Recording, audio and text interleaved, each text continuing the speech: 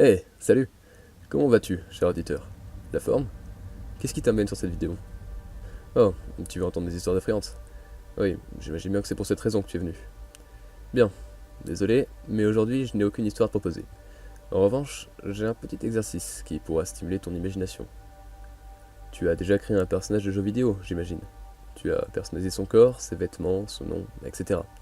C'est l'un des passages que je préfère. Il faut avoir de l'imagination pour ne pas créer un personnage qui soit trop ressemblant à un autre. Ce que je te propose aujourd'hui, c'est de créer un monstre de légende urbaine. Je vais t'aider à bien t'imaginer en te montrant les bases de la création, puis tu pourras t'en servir pour créer toi-même ta propre créature. Top, non? On va d'abord commencer par son aspect, d'accord? De haut en bas. D'abord, la tête. Généralement, il y a deux types de coiffures qui reviennent lorsqu'on veut rendre quelqu'un effrayant. Soit les cheveux longs qui cachent une partie du visage, soit le crâne totalement chauve. Partons pour la première option, ce qui simplifiera le reste, pas besoin de détails pour les yeux ni pour le nez. Par contre, il faut penser à quelque chose pour la bouche. Une mâchoire acérée? Non, trop commun. Un surplus de dents? Pareil. Et si on ne lui mettait simplement aucune dent dans la bouche? Juste du vide. L'absence de détails peut être flippante aussi, tu sais. Après tout, n'as-tu jamais vu des représentations de monstres possédant des globes oculaires noirs et vides? Eh bien, là, c'est pareil, mais pour la bouche. Donc, on récapitule. De grands cheveux qui lui retombent sur le visage, ne laissant apparaître qu'une large bouche édentée, ce qui rend son sourire encore plus terrifiant. Bien, on poursuit avec le corps. Pour créer le buste de notre monstre, on doit d'abord en définir le sexe. Puisqu'on lui a donné une longue chevelure, on veut partir sur une femme. Du coup, il faudrait se forcer à rendre sa silhouette plus féminine. Nul besoin d'exagérer non plus. Généralement, les monstres de légendes urbaines, surtout quand il s'agit de femmes, ont un corps très fin et très grand. C'est ce que nous allons faire ici. Passons donc au bas du corps, donnons-lui de grandes jambes fines, pareil pour les hanches. Pour les bras, même chose que pour les deux points précédents, très longs et fins. Par contre, concernant ses mains, lui donner de grandes griffes paraît bien trop cliché. Mettons-lui des mains normales. Donc, nouveau récapitulatif. Femme très grande à élancée, avec des cheveux qui lui retombent sur le visage, et une bouche édentée, affichant un sourire malsain. Habillons maintenant notre monstre. Pas besoin de sortir des tenues saugrenues. Des fois, c'est l'histoire qui choisit les habits. Si par exemple c'est une infirmière psychopathe, il est logique qu'elle soit en tenue d'infirmière. Ici, comme on ne lui a pas encore donné d'histoire, on va l'habiller très simplement. Disons, une simple robe noire rabaissée. Pas d'autre signe particulier. On est ici pour un simple exercice d'imagination, après tout.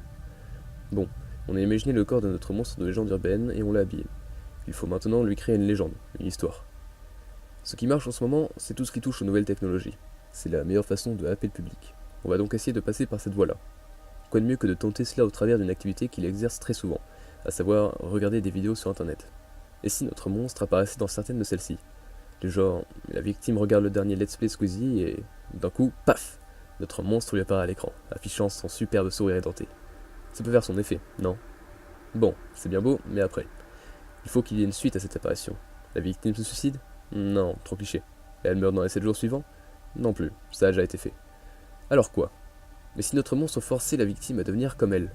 Je veux dire, et si le fait de voir le monstre à l'écran forçait l'internaute à s'arracher toutes les dents? Ouais, c'est pas mal ça. C'est assez en raccord avec notre créature. Du coup, on a pratiquement fini. On a notre monstre et son histoire. Il lui manque un nom. Les noms américains sont assez courants pour ce personnage. Disons... Betty? Passons donc à la phase finale. On va essayer de se l'imaginer. Betty, une femme très grande et élancée, avec des cheveux qui lui retombent sur le visage, et une bouche édentée affichant un sourire malsain. Elle porte une robe noire rapiécée.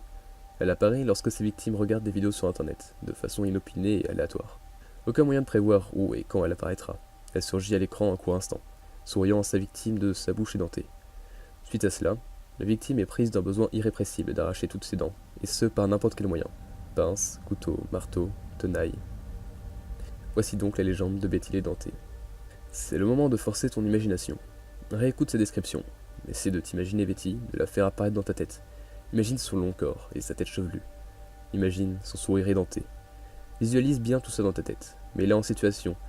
Imagine-la apparaître un internaute innocent qui regarde tranquillement une vidéo dans sa chambre. Imagine ce même internaute se retirer les dents une par une. Imagine-le se tordre de douleur, sans rien pouvoir faire pour arrêter cette folie. Fais-le plusieurs fois. C'est un exercice d'imagination. Il faut le faire de façon sérieuse, sinon cela ne sert à rien. C'est bon? Tu as parfaitement l'image de Betty en tête?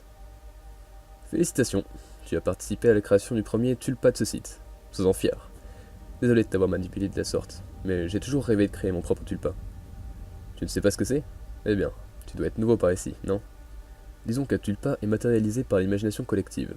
Si un grand groupe d'individus pense simultanément très fort à une même chose, il deviendra réel. Vous avez donc contribué, toi et les autres auditeurs, à rendre vivante le petite Betty. N'est-ce pas formidable? Merci encore. Je te laisse, j'ai plein d'autres projets en cours. Porte-toi bien. Ah, et pour te remercier, je te donne un petit conseil. Éloigne-toi un peu des sites de vidéos sur internet, si tu tiens à tes dents, en tout cas.